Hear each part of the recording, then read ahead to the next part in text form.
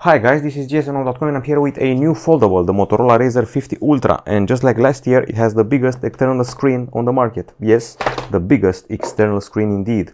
Now it's 4 inches, it used to be 3.4, 3.5 or 3.6, and last year the RAZR 40 Ultra beat the Galaxy Z Flip 5. Now it beats potentially the Z Flip 6 thanks to a screen, external one, which takes up the entirety of the external facade. We have it in a beautiful green hue. This is what the phone is like, and it's time for the unboxing. The price in Europe is around 800 euros right now, and there should be more bundles and bonuses as the time flies. Okay, so I'm firing up the phone right now. Of course, I did press by mistake the volume up button, and here we even have Gemini handy, the ChatGPT rival. So let's get going, see what's inside the box. We start off with what appears to be a case, protective cover rather, and then a bunch of manuals here. We have this one, which is the juridic info. We have this one, which is the actual readme manual, and this key used to access the slots, only nano SIM. We also have eSIM support, just so you know. Okay, so this is the case. Let's try not to damage its own cover maybe. It's a two-part case which has some interesting, I would say, belt loops here, and we do have a belt inside. You're going to see that in a minute. Okay, so I'm going to place this here and place this over here. That's what the case is like. It's a beautiful green which is pretty much in tune with the design. Okay, so interestingly enough, the hinge seems to get in the way a bit. Oh no, it actually goes to the back. Nice. You can see here the mechanism of the case. Pretty nice. And you still gain access to the full functionality of the external screen, which is now complete with full screen apps and more. And it's actually a very bright panel, by the way. One of the brightest panels I've seen on a foldable device. Maybe too bright for this filming even. Okay, so let's get back to it. See what else is inside the box. Of course, we do have a charger, which is a 68 watt unit with an USB-C connector. Sadly, the phone doesn't charge that fast. It's around 44 watts. And guess what? The belt I mentioned before looks like a linguine pasta or something like that. And the belt is able to attach to the phone. You can wear it around your neck like a strap. And here you have the USB-C to USB-C cable, which I'm going to struggle to put back in. Okay, this is it, pretty thick and should deliver enough power for your device. Okay, so Moto RAZR 50 Ultra. There's also RAZR 50, just so you know, so you have options to buy. That one is cheaper and has a smaller screen, although larger than last year. Let me just put things back in as they were, and maybe I can show you how the strap works. Aside from the green hue you can see here, there's also peach fuzz, and there's even a sort of special blue. Okay, so the belt goes like this. Okay, so let me just see how we do. So you can probably go something like this, or maybe loop it on itself, or maybe do this. I think I'm going to need a tutorial of sorts so I can get it right.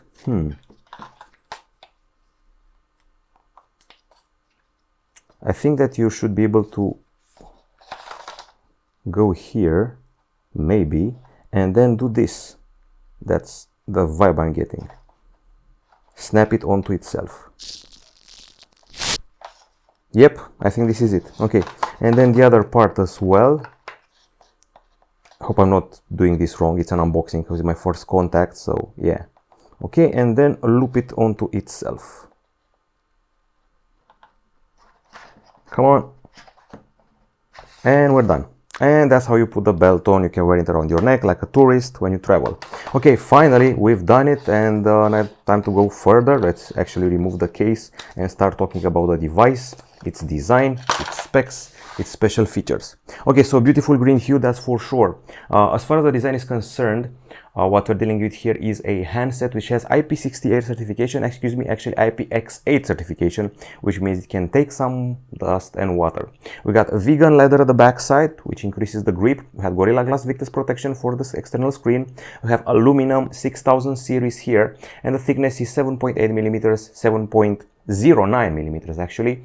When it's open, when it's closed, 15.32 millimeters. It weighs 189 grams, and it's quite comfy to use, quite grippy, and of course the fact that it's able to turn into such a small device makes it easy to hold in your jean pockets. I feel that the hinge is now more discreet, and of course the fold has become once again much less visible than the previous iterations, like it usually happens every year now.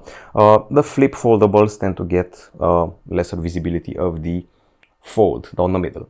Okay, now the screens. It's time to talk about the screens. The main one is a 6.9-inch plastic OLED Full HD Plus with HDR10 Plus with 10-bit panel LTPO and a crazy 165 Hz refresh rate plus 3000 nits of, well, brightness.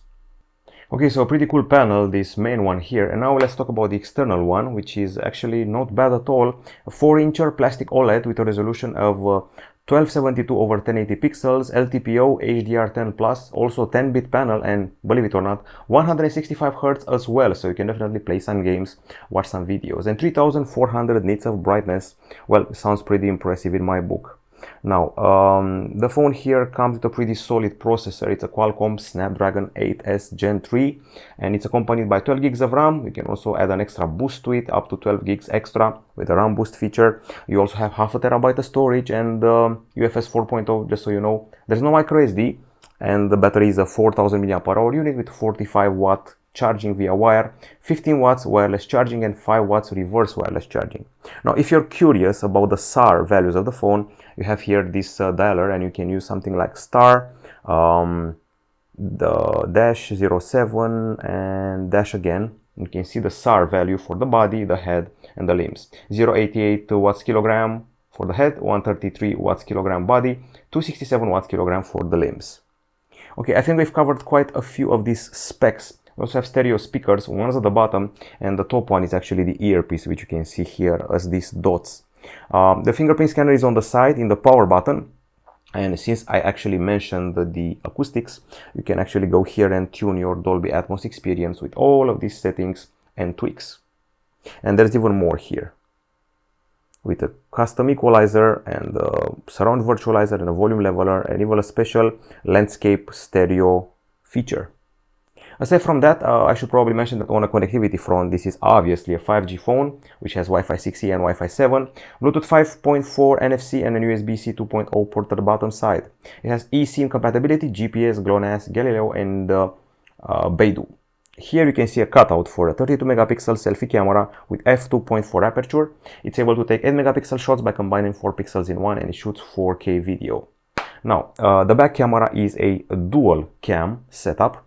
There's a 50 megapixel main camera with f1.7 aperture, takes 12.6 megapixel shots, has optical image stabilization, and something called instant all pixel focus. The other one is actually a telephoto camera, 50 megapixels as well, f2.0 aperture, 12.6 megapixels in resolution, 2x optical zoom. I know we want it better, but that's what they can fit here, and a pretty small LED flash. Now, if you go to the camera interface, you're going to see quite a few features here, typical for Motorola. Everything we saw on the Motorola H50 Ultra, 50 Pro is here on the RAZR 50 Ultra. There's panorama, photo booth, time-lapse, spot color, dual capture, long exposure, and scan, ultra resolution, tilt shift, and spot color. The Pro mode lets you take raw capture files.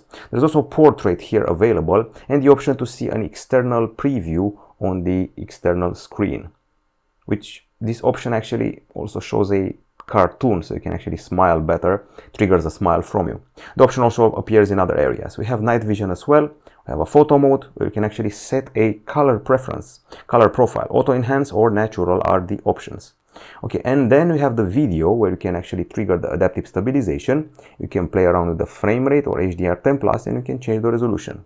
Slow motion is also part of the package, as usual. By the way, there's a baked-in night vision mode, just so you know. Now, aside from that, let's see what the device has to offer as far as the software is concerned. This is Android 14 with a few years of updates. I'm guessing something like 3 years or 4 maybe. And Motorola put its print through this Moto area. You can customize the experience like this. You have your wallpapers, your themes, your fonts, icon shapes, colors, lock screen stuff. External display, you can change the lock screen and the home screen. There are RAZR tips here, so you can actually learn more about the external screen and its camera features. You can also customize the panels. You can drag and drop to rearrange. These are basically widgets or larger widgets, and these are shortcuts. Of course, you can also add extra applications here. There's a ton of apps you can actually display on the external screen and have them full screen. There is the music player for the external screen and creator toolkit, which is basically a collection of features which influencers will use, like blur effect, subject tracking, background replace, lens switcher, freeze frame, and you can even put the phone like this and have a preview of yourself when you're taking a shot in a bar or close to a monument. Now in the wallpaper area, you can create wallpapers with AI, and that's not the only AI feature. You should also have other AI features related to the camera, but I'm going to find out more as I progress. As far as I remember, also the Moto note taking application lets you take notes and do summaries by using AI. I don't see that here, but there should be buried here somewhere because I saw it on the Motorola Edge 50 Ultra. Okay, now aside from that, the Moto app also has other useful things like gestures to control a variety of features, Moto Secure, pin pad scramble, secure folder, phishing detection, and more. There is the RAZR tips, there is the display. We got your lock screen and attentive display, and the play area, which aside from the creator toolkit and Dolby Atmos, includes a gaming experience, which even includes recording your gaming session and other tweaks related to performance. Now, other features here, we have Moto Secure, we have family space. You can create a profile for your kid or for the elderly, different people with different needs and different boundaries and limitations. So you can create your family space like this. Okay, there's the games, there's the Moto Unplugged. So if you're tired of being stressed by the phone, by the notifications and all that, you can have a simple interface with the clock, calls, messages, music, and notes. And that's it. Then quiet the noise. Finally, Smart Connect lets you do a ton of things. So basically, you can pair your phone to either a display like this, with a trackpad, wireless connections, Miracast and Experience Hub, take a video call on a larger screen. You can also do app streaming, use the phone as a webcam connected to a PC, use the phone as a hotspot connected to a PC, trigger a mobile desktop experience, or just do some basic mirroring if you're a developer, is definitely needed. You can also share a cursor with cross control on a tablet and laptop. You have a smart clipboard, PC lock, and share hub. Okay, and there's more to discover here, obviously. In the Moto section, there's multiple things. There's family space, Dolby Atmos, device help, and so much more. Not bloatware exactly, but rather useful features. And if you go to the settings, there's connectivity, personalized, external display, notifications, battery, security, digital well-being.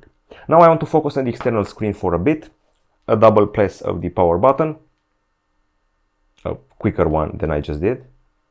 Let's actually in quick succession.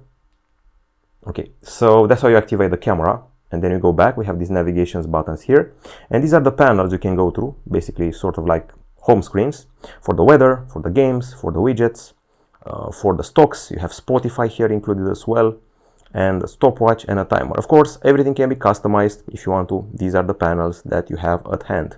And when it comes to the apps, these are some which you can use full screen. You can see that the majority of the apps I have installed are available here. So yeah, things have evolved. That's how Google Maps looks like. So you can definitely navigate your way around it. You can even watch YouTube videos without a hassle. Netflix should be here as well. You even have some games, and Gemini can definitely be activated by Hey Google. Hey Google, write an essay about the Spartans.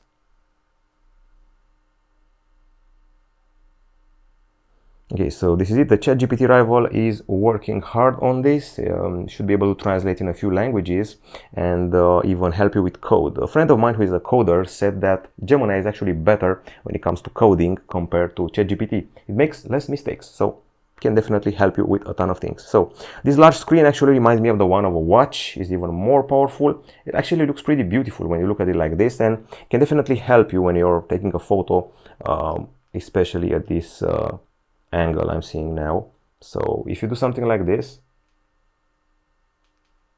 there's definitely a learning curve here when it comes to the camera. So you can have this feature here, and you can do this. so you can see yourself when you're taking a photo, selfie, or things like that, and you can have it like this, resting when you're close to a monument. Okay, so that's it in a nutshell. This is the brand new Motorola RAZR 50 Ultra, one of the longest unboxings I've done. There's a lot to unpack. We even have a belt for it. It's quite good looking. It finally has a large screen, much larger than Samsung is offering. My guess is that it's even bigger than what we're about to get on the Galaxy Z Flip 6. Just my guess. That's it from us. Quite grippy, quite comfy, and quite powerful. We'll be back with more details soon. Goodbye.